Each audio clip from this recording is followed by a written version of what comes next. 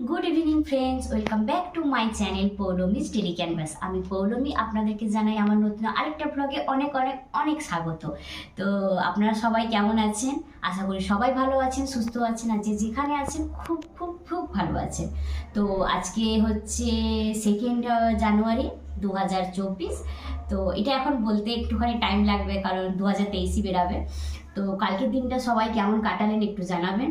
আর আমিও খুব ভালো কাটিয়েছি, ঘরে বসেই কাটিয়েছি, কিন্তু খুব ভালো কাটিয়েছি। তো আজকে হচ্ছে 2 জানুয়ারি সেলিব্রেশন। তো চলুন আজকে আমি একটা আপনাদেরকে রান্নার রেসিপি দেখাবো। তো আজকে চিকেন কষা রান্না করব, তো আপনাদের সাথে ওটাই শেয়ার করব। তো চলুন আমার রান্নাঘরে। তো ফ্রেন্ডস, এই যে রান্নার সমস্ত জোগাড় হয়ে গেছে। আপনারা সবাই জানেন আমার ছোট রান্নাঘর, আর ছোট রান্নাঘরে ছোট সেট আপ। তো এখানে সমস্ত জোগাড় হয়ে গেছে, কড়া বসে গেছে। আর এই যে চিকেনটা এখানে ফার্স্টেই আমি ম্যারিনেট করে রেখে দিয়েছি, দেখতেই পাচ্ছেন। ম্যারিনেশনের সময় আমি দিয়েছি টক দই, আর হচ্ছে অল্প মানে সামান্য পরিমাণে লঙ্কার গুঁড়ো আর লবণ, আর অল্প পরিমাণে তেল দিয়ে আমি ম্যারিনেট করেছি। এরপরে পুরো প্রিপারেশনটা করব। তো চলুন আগে গ্যাসটা জ্বালিয়ে নিই, আর কড়াটা গরম করে তেলটা গরম করে নিই।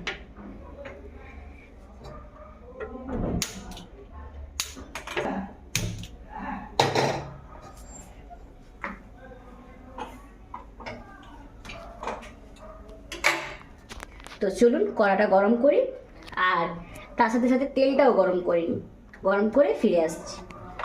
ফ্রেন্ডস, তেলটা গরম হয়ে গেছে। এবারে আমি অল্প পরিমাণে চিনি দিব, শুধুমাত্র কালার আনার জন্য। তো অল্প পরিমাণে চিনিটা দিয়ে দিয়েছি। এবার এই চিনিটা তেলের সঙ্গে একদম মিশে যাবে, ততক্ষণ আমরা ওয়েট করব।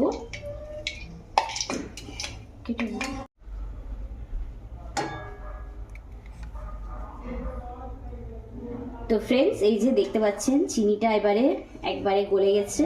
এবারে এই যে তেলের সঙ্গে মিশে গিয়ে কালার ছেড়ে দিয়েছে। এই মুহূর্তে আমি পেঁয়াজটা দিয়ে দিব। তাহলে কি হবে, পেঁয়াজটাতেও খুব সুন্দর একটা কালার চলে আসবে, আর মশলাটাতেও খুব সুন্দর একটা কালার আসবে। তো আমি পেঁয়াজটা দিয়ে দিব।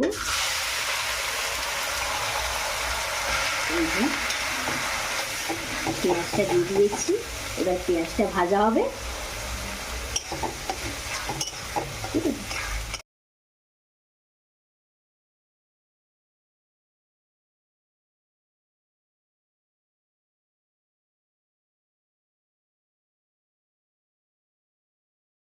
দেখতেই পাচ্ছেন পেঁয়াজটা কিন্তু ভালোভাবে ভাজা হয়ে গেছে। তো ব্রাউন কালার চলে এসছে।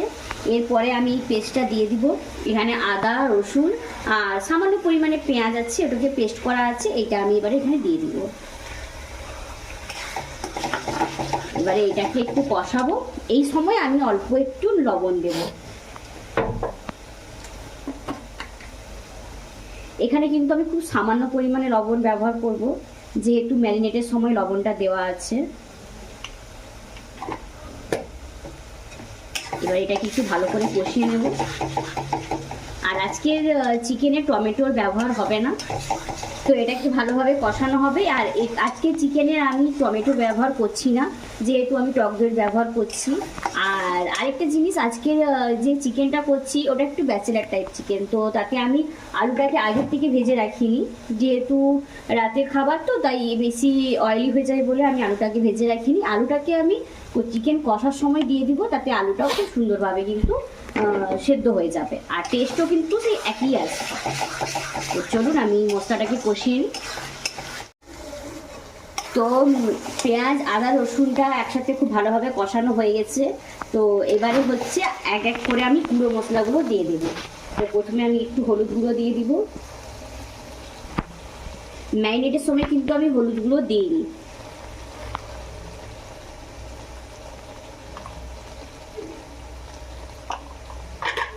আর যারা যেরকম লঙ্কা খান, তো সেরকম হিসেবে এই লঙ্কার গুঁড়োটা দেবেন। আমাদের ঘরে সবাই একটু ঝাল ঝাল করে খেতে পছন্দ করে, তাই সেই হিসেবে লঙ্কার গুঁড়ো দিলাম। আর কালারটাকে একটু ভালো আনার জন্য আমি দেব কাশ্মীরি লঙ্কার গুঁড়ো। এটা অল্প পরিমাণেই দেব, কালারটা আনার জন্য জাস্ট। চলুন এই সবগুলোকে একটু ভালোভাবে কষাতে হবে। এই সময় আমি সামান্য পরিমাণে জল ব্যবহার করব। ওই যে আদা রসুন পেস্ট করা হয়েছিল সেই সময় যে আদা রসুনের জলটা এখানে অল্প পরিমাণে আমি দেব।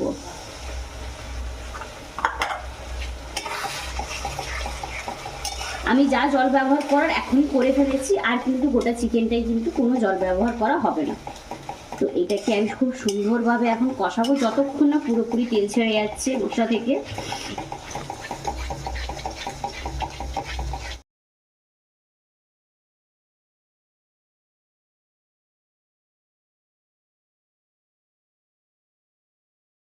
তো ফ্রেন্ডস দেখতেই পাচ্ছেন আমার মশলাটা খুব ভালোভাবে কষানো হয়ে গেছে, আর এই যে সাইড থেকে তেলও ছেড়ে দিয়েছে। এই সময় আমি চিকেনটাকে দিয়ে দিব।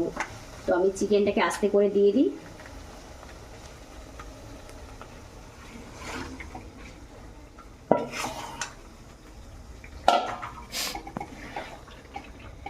এবার চিকেনটাকে একটু মশলার সাথে খুব ভালোভাবে মেশাতে হবে। এই সময় না গ্যাসের ফ্লেমটাকে একটু লোয়ে রাখার চেষ্টা করবেন, কারণ যেহেতু এই সময়টা এখন মেশানো হচ্ছে, তো ফ্লেমটা একটু লো রাখলেই ভালো হয়।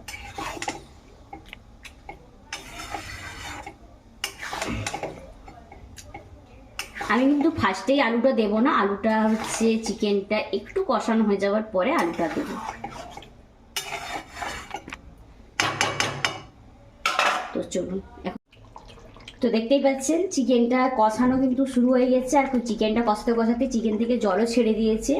এই জলেই চিকেনটা সেদ্ধ হয়ে যাবে, আমি আর এক্সট্রা কোনো জল দেবো না।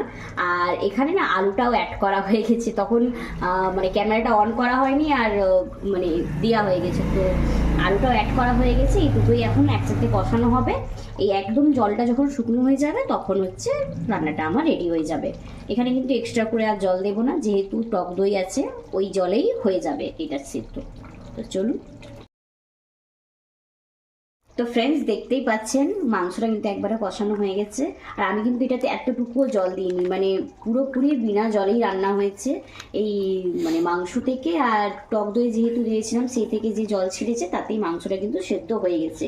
তো এবারে আমি একটু গরম মশলা দিয়ে একটুখানি ফুটিয়ে নামিয়ে নেবো, কারণ আমার মাংসটা এরকমই চাই, অল্প অল্প গ্রেভি, তো এরকমই চাই। তো একটু গরম মশলা দিয়ে দিই আমি।